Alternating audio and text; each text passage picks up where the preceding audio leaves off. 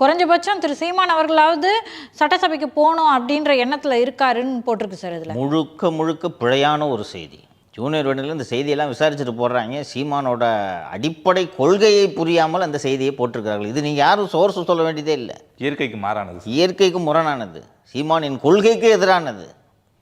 பயிற்சி ஒன்றே இறுதி லட்சியம் இல்லை சார். அவங்க குறைந்தபட்சம் திரு சீமான் அவர்களாவது சட்டசபைக்கு போகணும்னு நினைக்கிறாருன்னு சொல்கிறாங்க. ஐடியாவே கிடையாது அவருக்கு. சட்டசபைக்கு போக முடியாதுன்றது அவருக்கு தெரியும். சீமானோட அச்சம் என்னன்றது அடிப்படையில் புரிஞ்சுக்குங்க.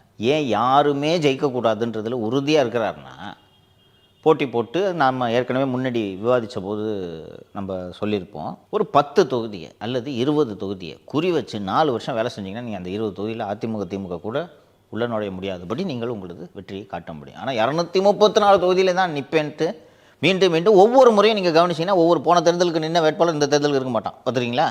அது ஏன் பண்ணுறாங்கன்னா, அவன் எம்எல்ஏ ஆகி சீமான் தோத்துட்டா. எளிமையான உதாரணமாக ஆம் ஆத்மி கட்சியை சொல்கிறேன்.